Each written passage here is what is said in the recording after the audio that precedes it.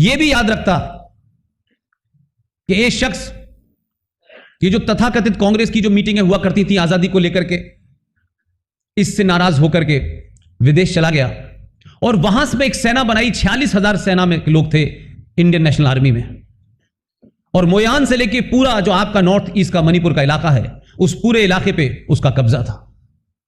उसने भारत की आजादी की घोषणा की, करेंसी भी जारी की, बैंक भी था।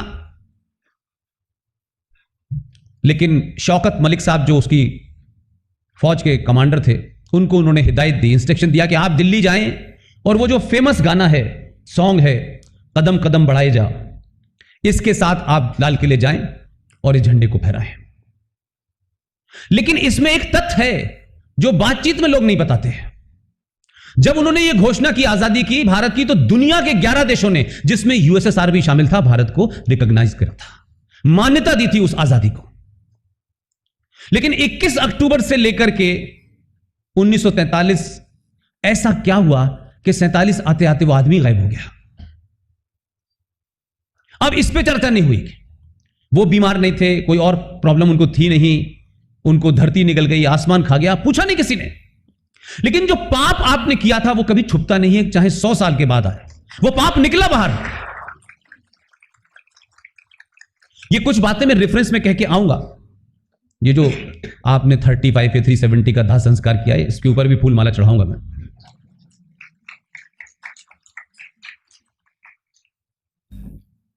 भारत के रिकॉर्ड्स में जब अभी 3 साल पहले general GD Bakshi, major general GD Bakshi का नाम आप जानते होंगे, जितने बुजुर्ग हैं उतनी जोर से बोलते हैं। उन्होंने बाकायदा एक टीम बनाई, उसका हिस्सा था छोटा सा मैं भी, और पूरी मुहिम हमारी यह थी कि अगर आज के दौर में, इस प्रधानमंत्री के दौर में भी अगर यह काम नहीं हुआ, तो मुझे नहीं लगता था कि कभी दोबारा होता। दुनिया भर के सारे तथ्य इकट्ठे किए गए, और कोई तथ्य यहां का नहीं था जो आपके यहां के फ्रॉड तथ्य हैं। दुनिया के यहां 40 मुल्कों से तमाम तथ्य लाए गए। कोई सरकार का पैसा नहीं लिया, किसी सरकारी इंस्टीट्यूशन की मदद नहीं ली गई, न किसी से कहा गया यह काम चुपचाप चलता रहा। उन तथ्यों को आपके प्रदेश के भूतपूर्व मुख्यमंत्री और वर्तमान प्रधानमंत्री के सामने रखा। वो कन्विंस हो गए। उन्होंने एक्सपर्ट को बुला करके बात बहुत कुछ छोटी मोटी पूछी। उसका असर यह हुआ कि 21 अक्टूबर 2018 को भारत का प्रधानमंत्री पहली बार लाल किले पे दोबारा गया और झंडा फहराया। और जब वो जा रहे थे, कि मैं इसलिए कह रहा हूं कि आज भी वो ताकतें कितनी डीप स्टेट हैं। मैं अगर ये बात कहूं तो हो सकता है कि आपको उस पर बहुत यकीन ना हो, लेकिन भारत का प्रधानमंत्री शपथ लेके प्रधानमंत्री बना है, और एक प्रधानमंत्री जब कोई बात कहता है तो उसके पीछे तथ्य होते हैं। जब वो अपने घर, जिसको अब उन्होंने लोक कल्याण कर दिया है, इससे पहले वहां रेस कोर्स का खेल होता था,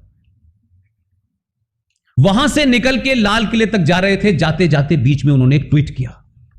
देखिए, बात बहुत छोटी छोटी होती है, लेकिन इतिहास में उसकी कितनी महत्वता होती है, इसको समझने की बात है। वहां से कार में बैठे और लाल किले तक पहुंचते पहुंचते कि उनका ट्वीट आया। उसमें क्या लिखा हुआ था? यह भारत का प्रधानमंत्री कह रहा है, कोई छोटा मोटा आदमी नहीं कह रहा।